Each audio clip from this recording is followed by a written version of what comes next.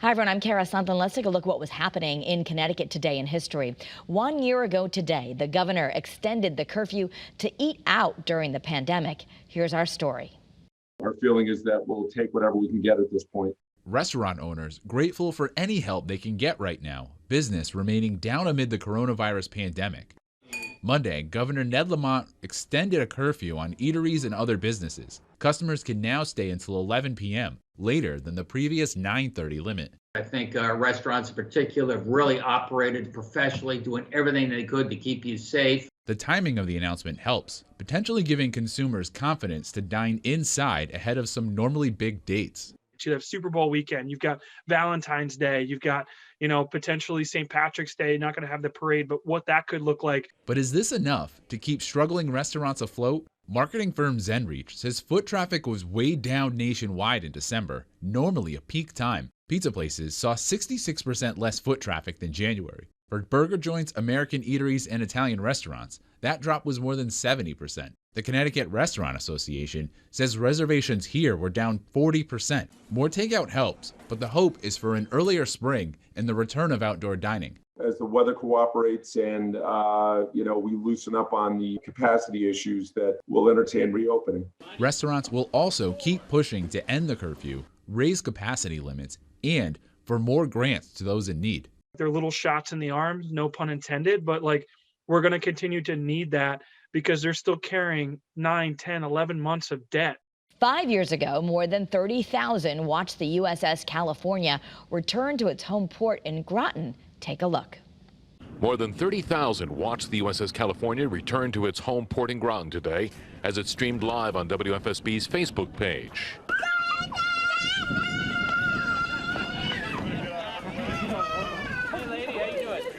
Giddy tears of joy like this moment when families reunite. It's hard to explain.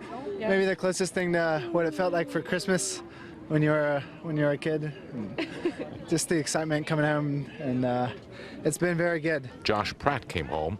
He's carrying out a 5-generation family tradition of serving our country. It feels good that I continue on another generation of being in the military and serving our country. We are so proud of him that he followed in my footsteps, obviously, and we're just proud that he gives back to our country.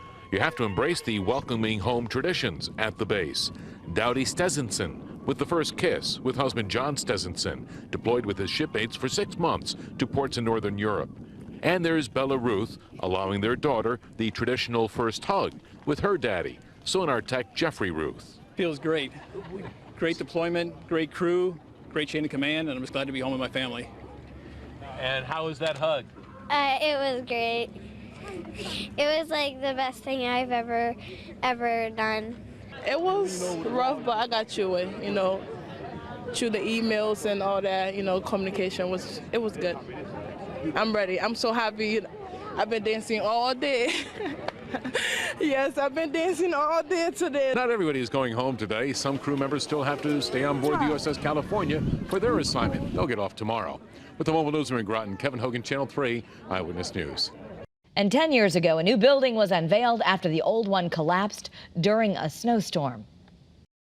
It was during that snowstorm last year that a building that had stood here for over 100 years collapsed under the heavy snow, and now a brand new building. It's got high ceilings, so it's really set up for very nice for a restaurant. This is the new 505 Main Street. Mike DePiro is excited about rebuilding what was lost. DePiro is one of the building's owners. His accounting firm had to relocate last year when heavy snow caused the roof to come crashing in. This is what the building looked like a year ago. Several downtown businesses were damaged, but the historic St. Aloysius Society building took the biggest hit. Last year we were standing out in the road looking at a collapsed building and 4 feet of snow. DePiro was inside at the time. He heard cracking sounds and ran out. He wanted a new building that would fit in. So this building will have an older look with red bricks and curved windows. He says Citizens Bank came through and offered a competitive loan, and that helped get construction started. Downtown neighbors are thrilled to see something built, and so quickly. They belong to the Main Street, and losing another business on the Main Street, that will be devastating. And if this mild weather continues, the plan is to open this building sometime this summer and possibly a restaurant and another business as well. In Middletown, Susan Raff, Channel 3 Eyewitness News. That's this day in Connecticut history.